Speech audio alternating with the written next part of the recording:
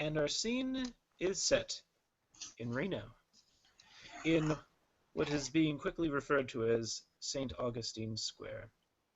The several blocks that now surround the recently renamed Church of St. Augustine, the domain of the Prince of Reno, an unlikely location for the seat of power, but then again, Reno has never been a town that seems to conform to normal Kindred standards. A bus rolls up, stopping at the curve.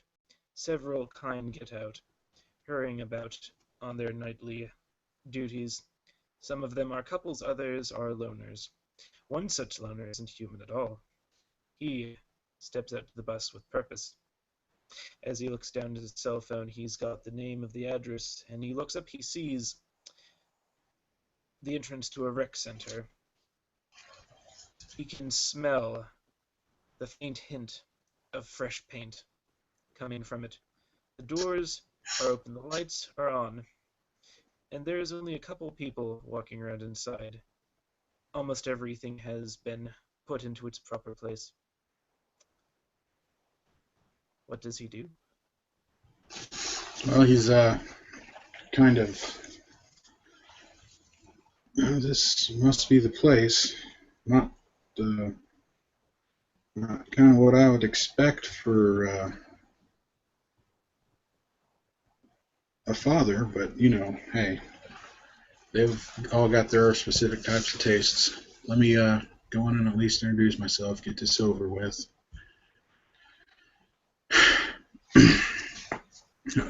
Pops the head.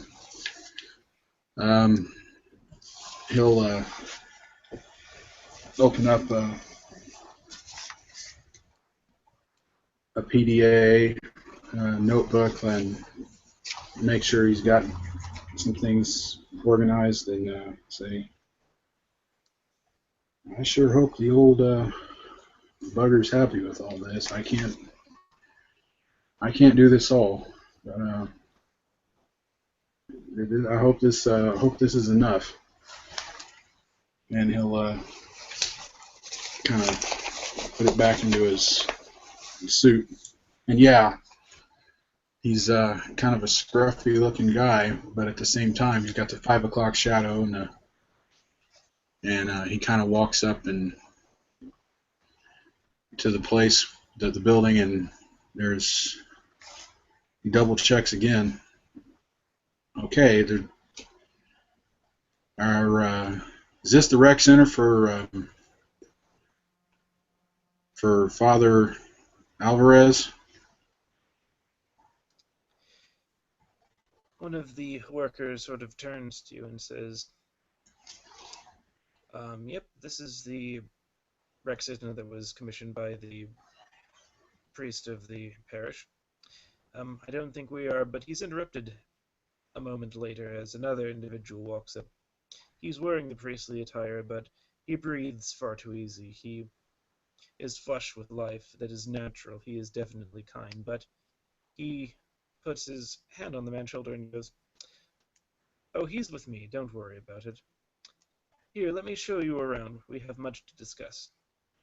He says it in such an authoritative tone that the worker you're talking to just sort of shrugs his head and he goes about continuing to tidy up the place.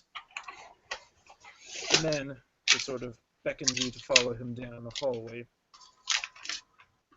Alrighty. Well, hey, do you mind if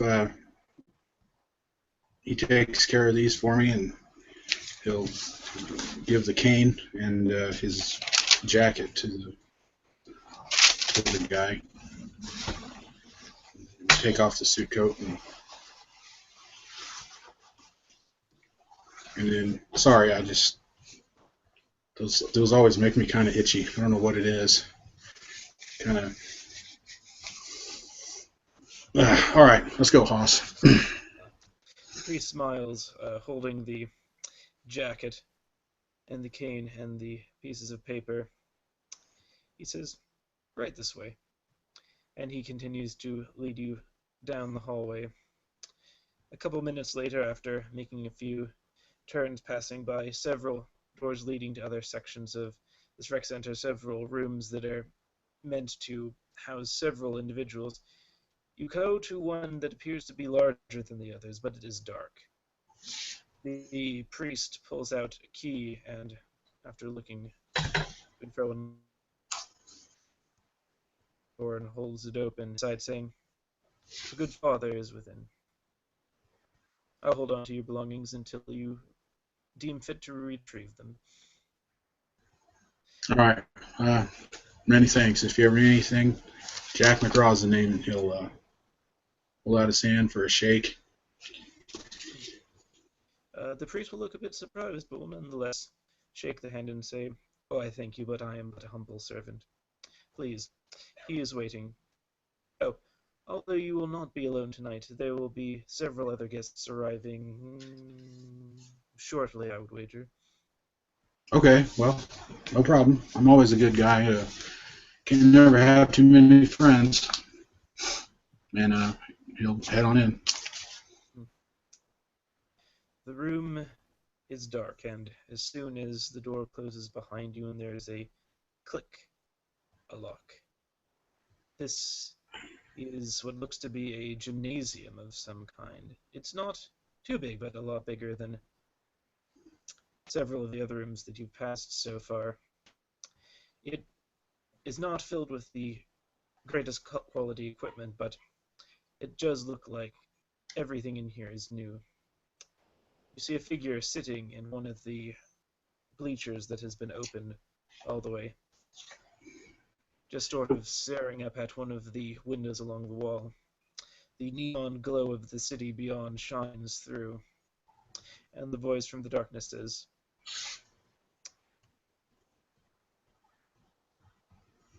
"How might I help you this evening?" Father Alvarez, I presume? The figure gets up, and he begins to walk towards you. The first thing that catches the neon glow is his shadow, and as the light of the windows begins to fall upon him, you see that the shadow is a great twisted mockery of the individual standing before you. The person, not tall but not short, with very tan skin, but nonetheless a well-shaved face and combed hair, in priestly attire like the man before, but you can just hear the sound of a very heavy chain connected to something around his neck, but it is tucked well within his clothes. His hands are folded as he approaches you, and he smiles. The shadow, oh, the shadow. It is a emaciated thing. You cannot make it out if it is entirely skeletal or not, because the shadow itself has a almost smoke-like quality to it. You could tell that its mouth is held agape, either in a scream or roar, you cannot tell. But he looks at you, and he smiles and says, "Why, yes, Prince Riccardo Alvarez, keeper of the princedom of Reno, Nevada, and archdeacon to the Nox theocracy. How may I make your acquaintance, my good sir?" as he takes a look over you. "If I was to take a guess, you are Jack, are you not?" Yeah, Jack McGraw. And he'll and let his eyes glow red and then kind of bring them back, and then turn them back off for the. And not all of my brethren are known for their social acumen. I don't like to meet anyone without bearing proper gifts.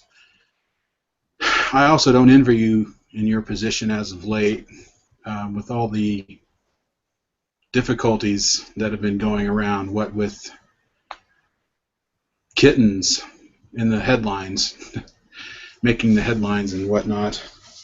You can make a perception empathy if you would like to right now. I actually don't have my dice roller on me, so I'll set it for difficulty 7, yes, if you wish. I'm not worried about if you're mad or not. I'm just saying it. Right. But I also don't like to come not bearing gifts. It's very unbecoming anyone, especially us here in the local 405, the union. We like to be everybody's best friend, and I'm sure that if you should ever need a deal, I'm sure we can make something that's mutually beneficial. As a matter of fact, I hear rumors that there might be contract negotiations coming up in the local hotels that seem to be all over this little city here. I can help you with that. The prince We here in the local 405 can help you with that. The prince is impassive as you talk to him, but you do notice that he is looking you over. He smiles. He says, "Well, well, well. You are quite the interesting individual. I have not seen somebody present themselves with such a straightforward show of their abilities since, well, since I was in Prince. You are very wise to do so. Such studious kindred are always welcome within the Princedom of Reno. And you are not wrong. There are several unfortunate incidents that have caused unrest, and its ripples will be seen throughout the year, I take it, as we probably will not yet realize. So, I see no reason why not to allow you into the city, especially one of your particular clan. It is, well, of course I need not tell you about the stereotype, but I have never been one to hold stock into stereotypes. By my right as prince, you are free to stay within the city for the time period of at least 1 month. If you wish to stay for longer, you can either declare yourself as one of the laity, or petition to join one of the Crucible Orders. I am sure our Harpy or our Arch-Curate will be able to detail you a little more, but the princedom has recently gone through a bit of a refitting, as it were. A trial, a test, to ensure that the right kindred are in the right positions. Definitely. How are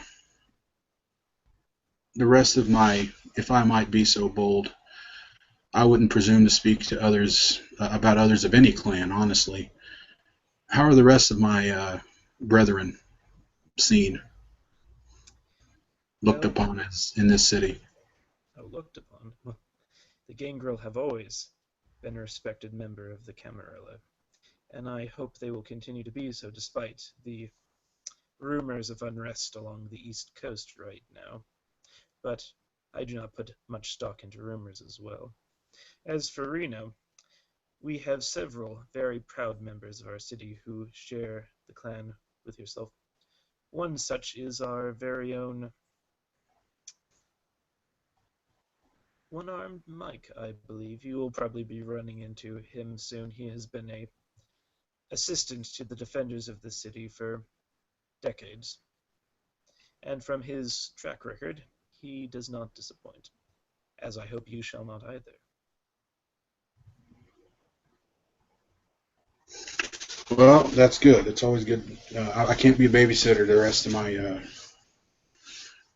brethren. It's bad enough sometimes you got to look after the rest of the camis. Can't always fix everybody's mistakes. That is true. No offense. I mean, you guys haven't always been up on batting on this team, if I remember correctly. you guys, the little Sombra. Unfortunately, that is a misconception. Our clan has always supported the institutions. We have always been magisters. It is the unfortunate youth who has decided to throw their stock in with traitors, rebels, and servants of chaos. And they have, well, they have put a blemish upon our once noble clan.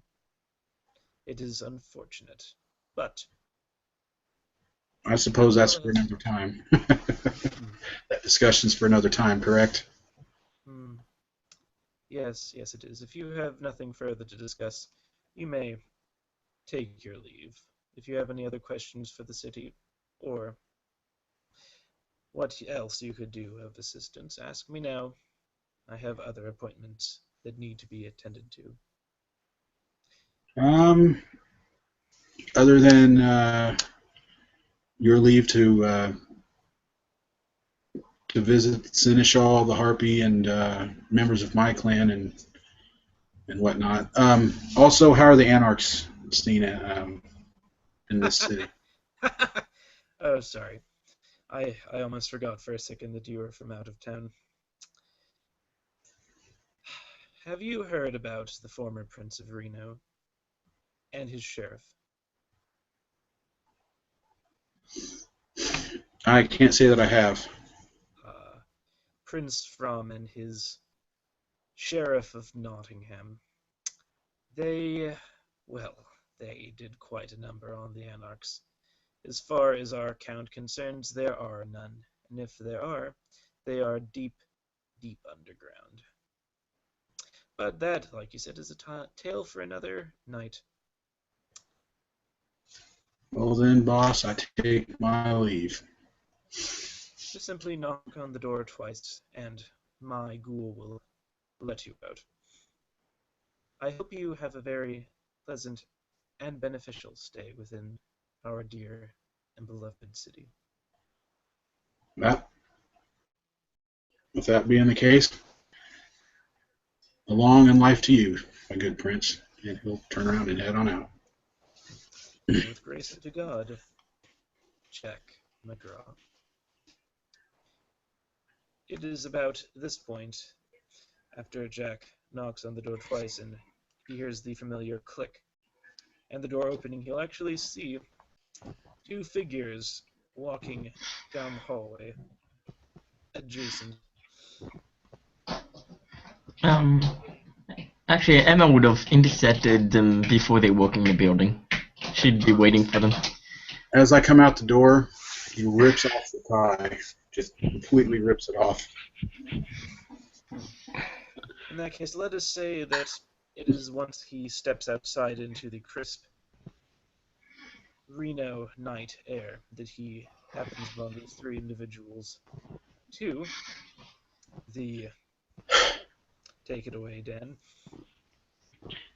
Um, as Emma comes out, a few minutes earlier, she will notice two interesting persons. They seem to exude some sort of natural charisma that just emanates. You almost want to be around them. They're dressed for a night on the town.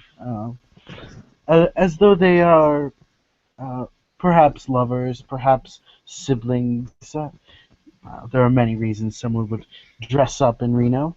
Uh, they uh, they are talking amongst themselves in Italian, actually, and they will be walking towards the St. Augustine Rec Center. Yeah, that's definitely enough information for Emma to get a good guess on who they are, and she'll come running to them, and she'll first look at the woman, and she'll gaze, "Oh my God, you must be Annabelle." And she'll look at the man and goes, "And you must be Andrew."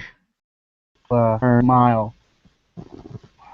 She will turn, keeping the same smile from a laugh she had interrupted mid-laugh. And she say, and who might you be, darling? She goes, "Oh, I'm Annabelle Fleur. I was told by Mr. Innocenti that you'd be here." And she looks at like the girl, and she goes, "My God, you are even more beautiful than I had imagined."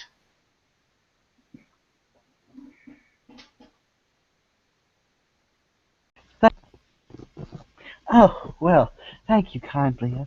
How is that dear old man doing? Oh, he's going well. I'm sure you know, he is the he is the harpy of this city. I had heard well, she kind of looks around, and as does the gentleman, who kind of clears his throat. Um, she's like, "Oh, yes, of course." She gestures to the man that's got his arm hooked in hers. She's like, "This is Mr. Andrew And St. Clair." yes, the he told me you'd be coming as well, and she extends her hand to him. He will, for a moment, break from the arm.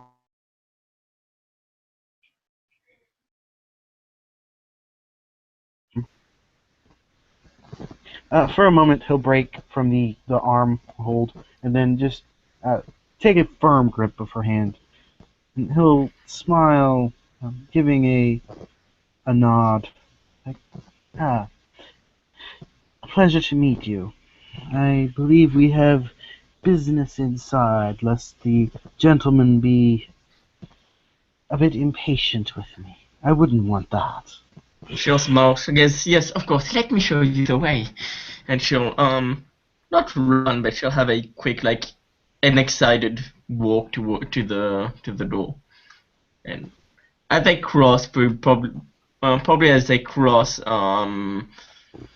the gangrel, new gangrel of the city, she'll smile to him and just nod, and she'll just let then keep going and open the door for them.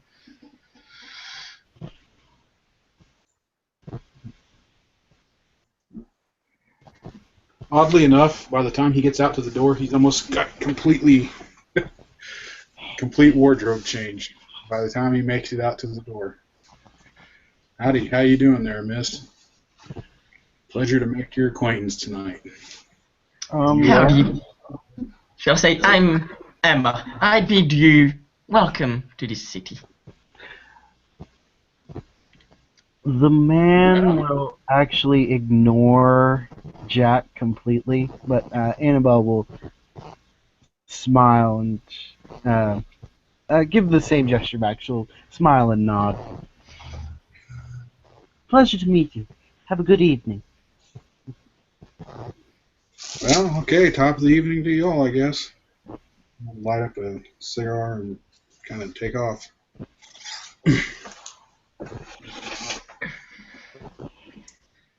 And at that point, Emma will go, "We should probably get going." And she'll say, and she'll just make a head bow to the gangrel, and she'll keep going, and she'll probably knock at the door of the if the is the prince's door open, I guess, closed. I mean, The rec center door is closed at the moment, partially because the ghoul of Father Alvarez made sure to close it as soon as he noticed that such a grand congregation had appeared before the door, and that Emma Q to form had once again started sort of blabbing in front of a open rec center. He quickly closed the door, but he will open it again with a sort of knowing smile upon his face, with a little bit of weariness, before beckoning the three inside, saying, "Good father is waiting for you. Although he did not expect to see you again, Miss Bellafleur. She'll smile and say, "So guys, I know," and she'll actually wait in front, let them go past as she stands next to the ghoul, and she'll just pop her head in after they walked in, and she'll say, "Excuse me, Prince. I was told by Mr. Nastanti that those two delightful new members of our city might be coming. May I join you on this welcoming?" So after the journey in and down the hallway and popping your head into the door, the prince will sort of not expect Emma to just sort of poke her head inside. Then you could almost hear him grimace from inside of the unlit gymnasium, but he will say, "Oh, but of course, dear Emma, you're always welcome here." She'll just walk in and she'll sit next to the prince. The prince will then turn his attention to the other two guests. One of them he will somewhat recognize, but it has been a very long time. True. As he will smile and say, "Welcome back to the city of Reno. I hope not too much has changed since you left for fairer fields, as it were." Well, besides who the prince I'm introducing myself to is, I must say you're a bit nicer. I was always scared of From. As the prince laughs in earnest, "That was part of his charm, I suppose. He did wield fear like a cleaver." Yes, if I may introduce the gentleman who's come to visit with me. She will gesture to her grandsire. This is Mr. Andrew St. Clair. He is well, I guess you would say my grandsire. We have come to visit and request a few months well, a few months endorsement while the our clan has a bit of business in the city. And Mr. St. Clair will smile and extend a hand to shake the princess.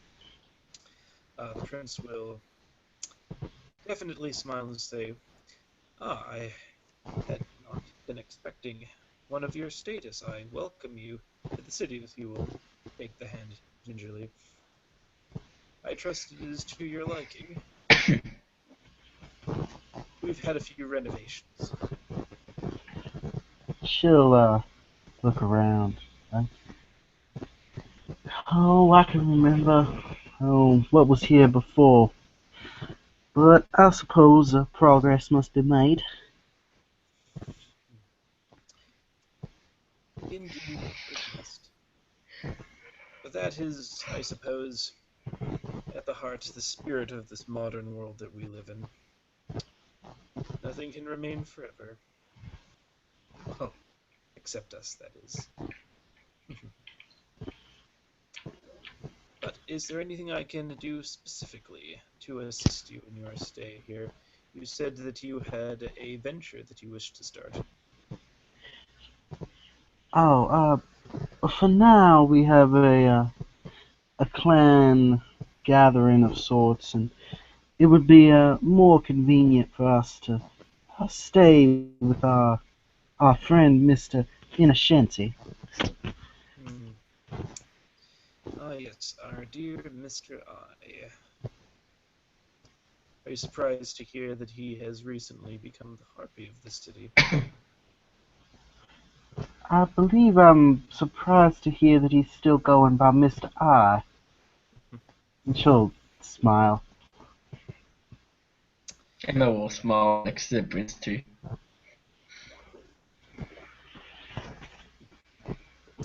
Well, if you need any places to stay, you are free to use the apartments that have recently been integrated into St. Augustine Square, although I fear they may be a bit too humble for your more refined tastes. I am sure our curate could find you something more to your liking. As for the details of our city's endorsement to your ventures, we can discuss it at a later time. Perhaps someplace far more to your liking. I just was not expecting to have so many guests in a single night. I had to make the best accommodations to board the masquerade. Meanwhile, the school of Father Alvarez hurries to the front door of the place as a final unexpected visitor is going to be arriving. He pauses for a moment, catches his breath, tries to straighten himself out before opening the door to the guest outside, before bowing and saying, "Good evening, Miss Blackburn. We were not expecting you this evening. The father is in the gymnasium. I can take you to him."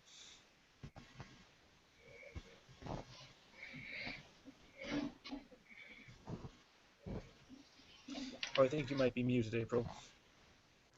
Of course I was. I always do that. Are we going to the rectory or the church as a whole? Oh, no, this is just the rec center. Okay. And the rec center is rather new, correct? Yes, it's rather new. Okay. As a familiar powder blue Prius pulls up to the curb, Lady Blackmoon exits her ghoul's vehicle. She looks rather solemn this evening. There's certainly something on her mind apart from the text she received from one of Father Alvarez's attendants. She nods to the who greeted her at the door? It was Father Marcus. He is the ghoul of Father Alvarez. He's the one that you've seen all throughout your dealings with the good father. She will nod to the father who is allowing her entry, and she will say very quietly, "Is he with anyone? I need to speak with him in private." As the ghoul all smiles will say, "Why, yes, he is, my dear lady.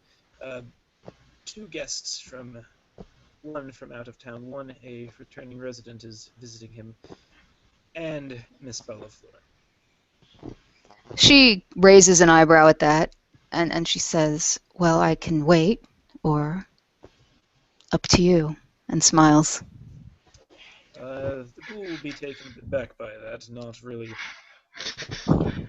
used to making decisions up on the fly, but he quickly says, "Perhaps you would like to overhear the conversation. Perhaps, if nothing else, it will give you a place to sit down. It is awfully dull in here." She looks at the ghoul and is confident in her knowledge that he is sufficiently cowed by his dormitor. And she nods and she says, "I will just walk in. If he wishes me to leave, I will certainly leave." And she looks a little annoyed, but she will head on into the room, I guess. What can you describe the room for me, please? Oh, it's just down a couple of corridors. It actually takes up most of the back of the building, but is this gymnasium. Like, think your normal, like, rec center gymnasium, like basketball court, a couple basketball hoops, like the bleachers that pull out from the walls. The ghoul will sort of bow his head, lead you down the hallways, and very quickly open the door and give you entrance inside. Lady Blackmoon will walk in, and she is dressed as she's normally dressed in dark-colored, stretchy, comfortable gear. She walks in, and I guess she sees Emma and these two. Are they Toreador? Yes. Okay. She will walk in and make eye contact with the prince and kind of pause halfway to see if he will beckon her forward or tell her to remain. Prince will look at her, and of course he will be all smiles.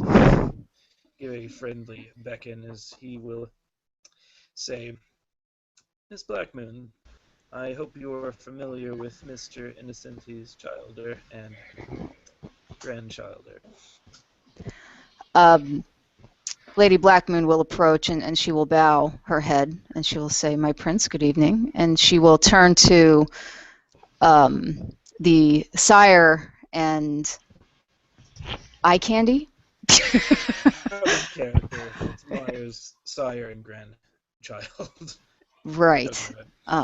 Mario's relations. And she will extend her hand and she will say, "Very pleased to meet you both. I am Alex Blackmoon." As Annabelle turns first, she'll send a message. A voice will appear in Emma's head, telling her that she should probably not discuss harpies on the street. Before taking the hand and shaking it,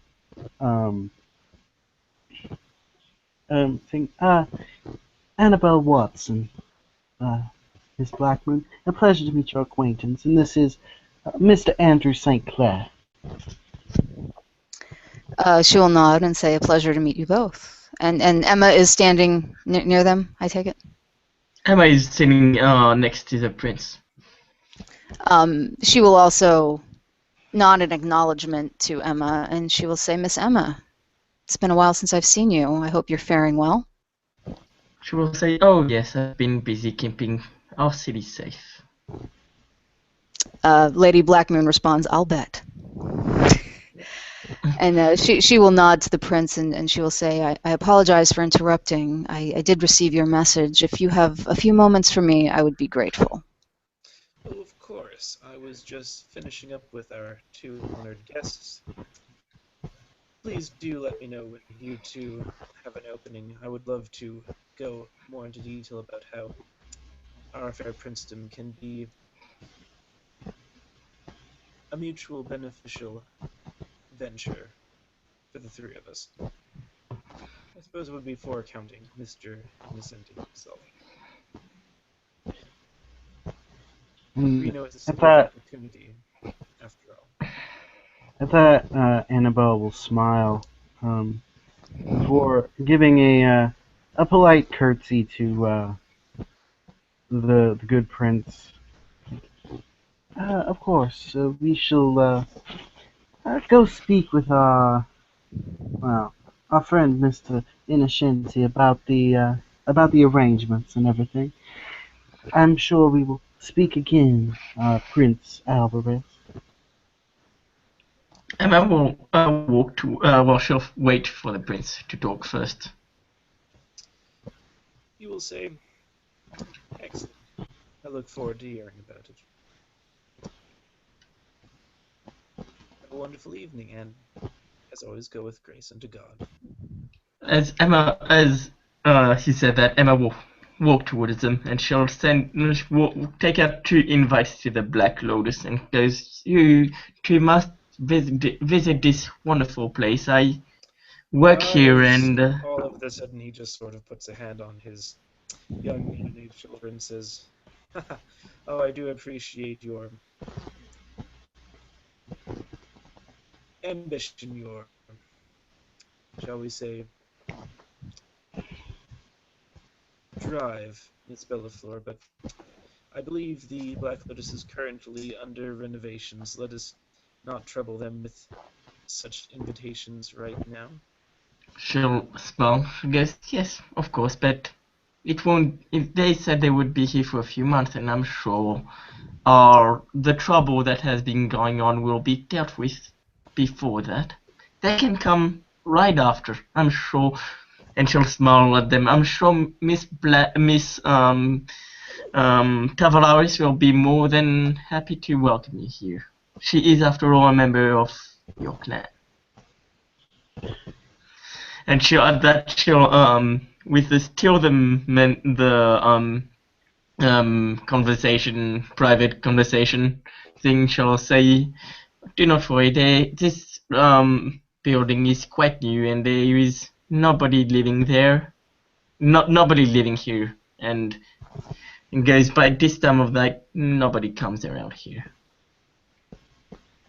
While this exchange is going on, Lady Blackmoon is looking at Emma and looking back at the prince like, really? She says nothing, though. Our beloved Miss Blackmoon can actually roll perception empathy on the prince right now, difficulty 7, because I don't have trouble with having to roll for me. No problem. Am I rolling my stats or yours? Your stats. Okay. All right. And Andrew has an impassive face as he's had the whole time, and Annabelle just smiles. Oh, blam, blam, blam, Oh, blam. All right, well, here's what's happening. The prince is either incredibly proud for Emma's goal, or he cannot believe that she just did that. Oh gosh, it is just a... So she right now. He has a strong reaction to it, but he's not yelling at her. So she remains quiet until the exchange is finished.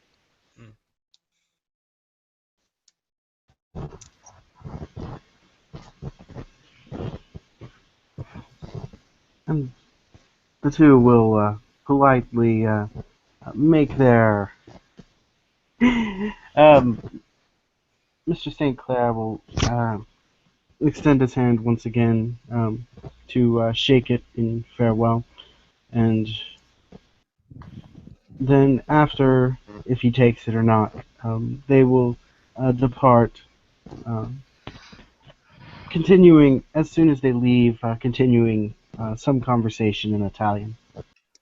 Emma will watch them leave, and she'll wait a little bit till they've gone, and where she's at safe distance, and she'll go, "My prince and Miss Blackmoon, I have information on the oh so awful creature that has been and she'll think that has been causing havoc around our wonderful city. I believe along with Mr. Graves and along with Mr. Graves and Miss Tavalaris, we know where it is hiding."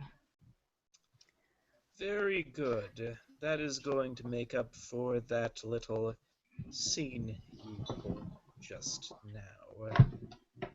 You do know the decree that the Archcurate has made on my behalf.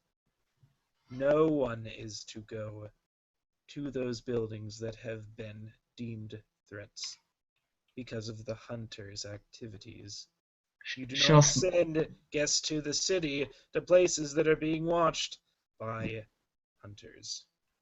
She'll smile, goes, "Oh, but my prince, I'll make sure they don't go there before this business is taken care of course."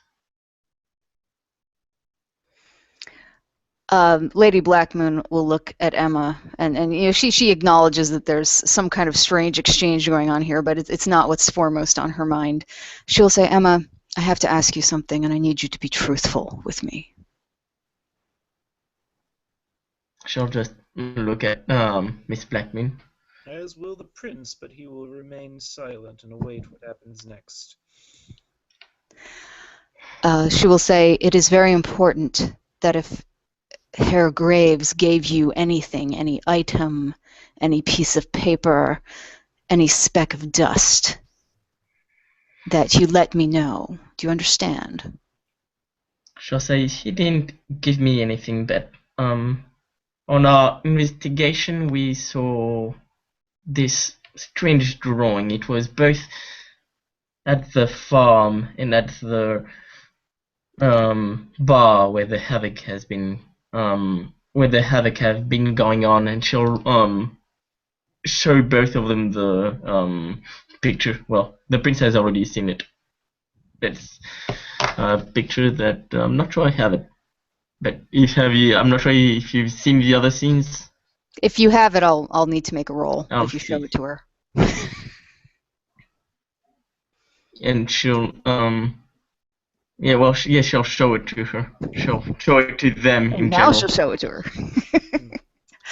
And she was gonna show it to them anyway. As the picture is being looked up, the prince will ask, "And where did you find this foul creature is nesting?" She'll say where it is. I ask Daniel, where's the oh no, Daniel wasn't there. Well, she'll say where it was. It's pretty much a place that is between both the farm and the bar. And she'll say, taking this drawing and putting it at the center of the center between the two places of interest, I was able to pinpoint this area. Lady Blackmoon. If Lady Blackmoon approaches Emma and takes her hand, will Emma try and stop her? No. Okay. Lady Blackmoon. Noticeably tense up to this, though. He doesn't try to hide it as his eyes fall upon Miss Blackmoon. She takes Emma by the hand and she says, "If you have any items of his possession, you may be in danger. So please, if he has given you anything, or if he presents drawings like this to you in the future, pass them to the prince or myself. Is that acceptable?" And she looks over at Father Alvarez. It is. Are you suggesting that this creature can create some sort of link with its victims? Lady Blackmoon looks down and says, "At this point, I don't know, and this is what I need to discuss with you." In that case, Emma, is there anything else we need to discuss? Emma will say that it can create this link.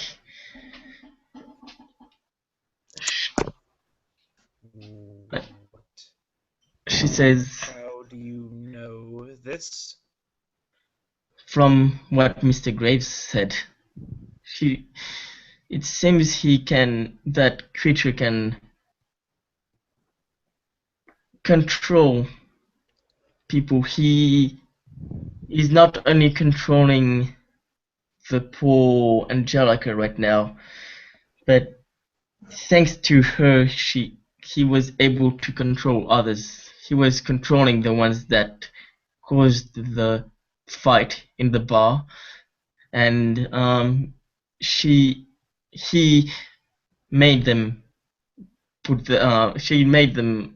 graffiti that drawing into the bar.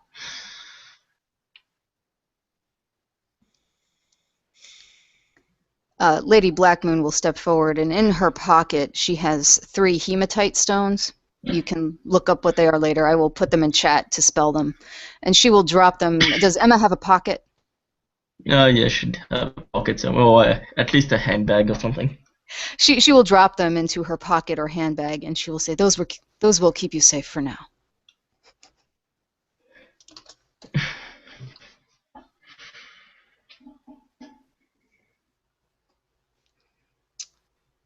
Anything else, Miss Bellafleur?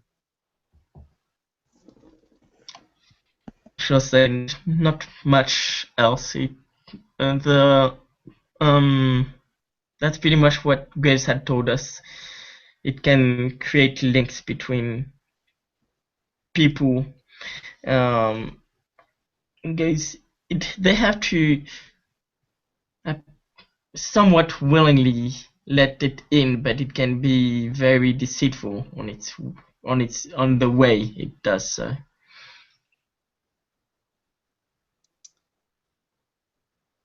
Make sure you get this information to our Templars and those who have been in contact with either Mr. Graves or any of his possessions. We need to ensure that this creature does not make a link with those who are privy to how we plan to ensnare it. And she'll Other than smile. that, And you are dismissed. she'll smile. She'll bow. And then she'll turn to Miss Blackman and she'll bow to her. And she goes, "You both have a wonderful end of the evening." And she'll walk out. Lady Blackman will bow in acknowledgement, just a head nod for Emma. And the prince will just smile, still wondering whether or not she did that on purpose or whether or not it was just her 1970s upbringing coming forward again. He's beginning to wonder. She might really be a true Manchester after all. Only time will tell. But as soon as the door opens and closes again with that iconic click, he turns his attention to Miss Blackmoon, and he doesn't try to hide it. The lines of wear are upon his brow. He looks at her and says, "Well, my High Templar, how bad is the situation truly?" Lady Blackmoon kind of sighs heavily, and you haven't seen her this concerned about anything before, and we've had several threats. That actually does worsen. Like, the prince will try and hide it, but you can almost see the spark of actual fear in his eyes at seeing that, for these two kindred have known each other for a long time. Yes, and at times acrimoniously. And she is there a place for her to sit, like a table, chair, bleacher? The bleachers are actually out, so the two will sit down. She will kind of plop on the bleachers, and she will say, I had I don't know what you'd call it, meeting with Mr. Graves the other night, and according to him, he has come up with a solution to this problem. However, this is Graves talking. Yes, it is. And I am beginning to truly question whether or not I had been too lenient with him, especially after what I'm sure you found out happened at the farm. She nods, and she says, I won't. She says, my prince, I don't typically dip my toes into political situations, and I have no interest in lying to you. Falcone is very, very cross with Mr. Graves, so whatever you and he decide should be done with him after this business is concluded, that is certainly up to you. But as your Templar, I would request two things to help protect the city in the future. Very well. What is that besides the new tradition prohibiting the contact and summoning of any otherworldly entities, which is the first thing that is going to happen during the next Elysium?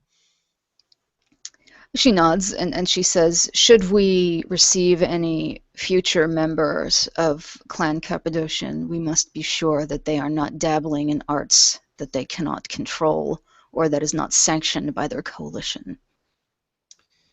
Let us say that when we inevitably get more of the Cappadocians in our city, they will be under great, great scrutiny. She nods, and is there a window, or is it pretty much enclosed? There are windows, but they're very high up, and they have that sort of, whatchamacallit, like, rain protection against it, so it sort of fogs it up, so the only thing coming through is just the sort of ambient neon glow of the city. That's a good way to put it.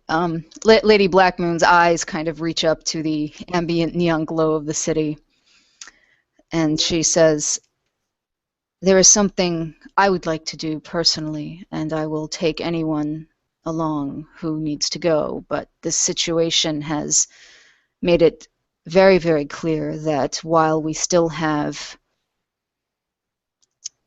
members of our kind dabbling in the unknown, we have no protection against that.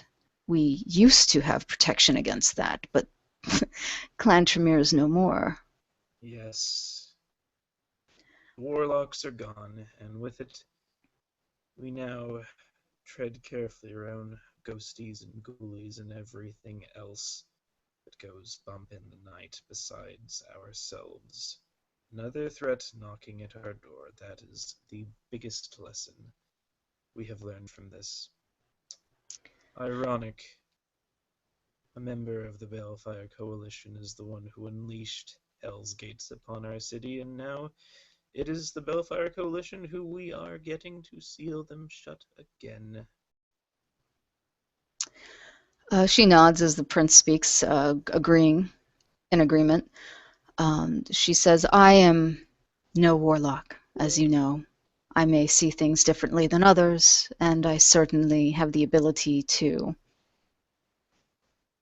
see things others cannot. But I would like your blessing.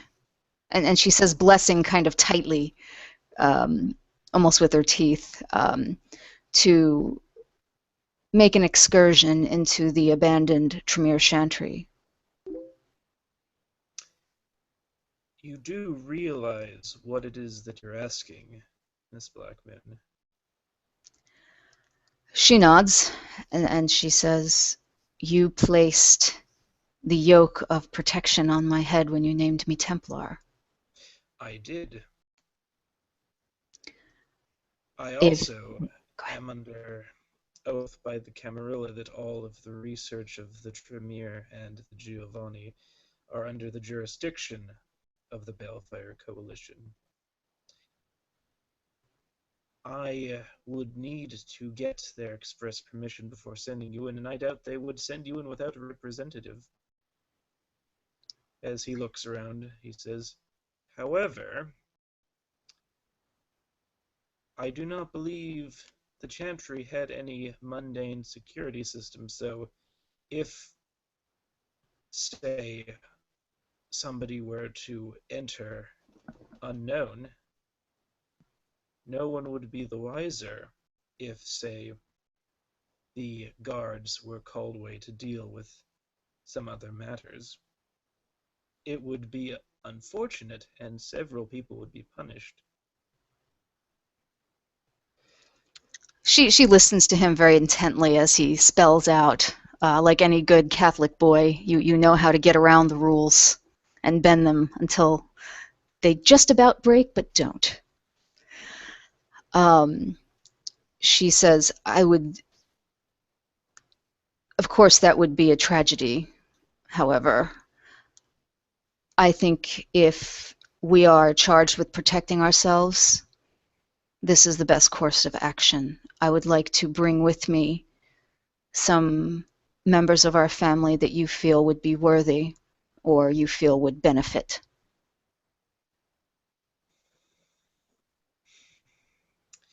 As he thinks on it for a minute, he will say, unfortunately, I do not know for a fact who I can truly trust to allow in there. Besides, maybe you and maybe Falcone. Only because, well, I know where you two stand. She kind of cocks an eye at him as he says that, although this is not the time or the place to address that. She looks, where Emma had previously exited, and she says, Emma has a strong heart, but I fear she lacks sense. She is the youth. It is only natural for her to hit the ground running, as it were. But it is understandable. We were all like that once. Now, if somebody was to go with you, they would have to be knowledgeable not just of the Chantry's layouts, but also familiar with the tactics of the Tremere. Somebody who worked with them. Say, somebody who was once a member of the Theocracy back when the original coterie when they founded the Night Chapel, consisted of the clans Nosferatu, Tremere, Toreador, Bruja, and La Sombra. But there's only one person like that in the city left. She waits. I will send him under the cover of darkness when, if, say, one of the guards happens to get a impromptu phone call, and the two, along with at least two other Templars of your choosing, who will be upheld to secrecy upon punishment of final death, to reveal the other potential intruders in this hypothetical situation, will arrive. Do you understand? She nods and says, perfectly. This pains me to have to think about such possibilities. It goes against the bonds of trust we have with the Balefire Coalition, but in times like these, it is better to trust old foes, as it were, than friendly faces. Am I wrong? She continues to kind of look up at the skylight, and she says, you are not wrong. We must do for ourselves, at least calm the storm that has been brewing, and then we can look to securing our future. As you will smile at that. Seems he at least made two right choices with his decisions recently. As he will say, very well, I will tell my ghoul to make some arrangements that may have unfortunate reaching consequences. But for now, this will get the information we need. I do have one question for you, though. Do you plan to confront this specter, this shade, this nether thing, this demon from hell? She sighs, and she says, I would not characterize this as a demon. If it were a demon, I believe half the city would likely be gone. But if I am needed, if Graves and his watchers are in need of my assistance, of course I will be there. The prince will look up now at the light from the windows. He will say, I'm asking you this because we have formulated a plan, the seneschal, the sheriff, myself, and a new addition to the city, a member of the Balefire Coalition, another member of the Lost Clans, this time of the fabled clan Salubri. He had information regarding the spirit that he definitely should share with you, and I will give him your information, and likewise to you. But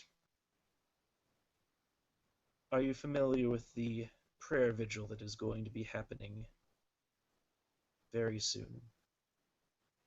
She will nod, and she'll say, it's been spoken of on the news quite a bit.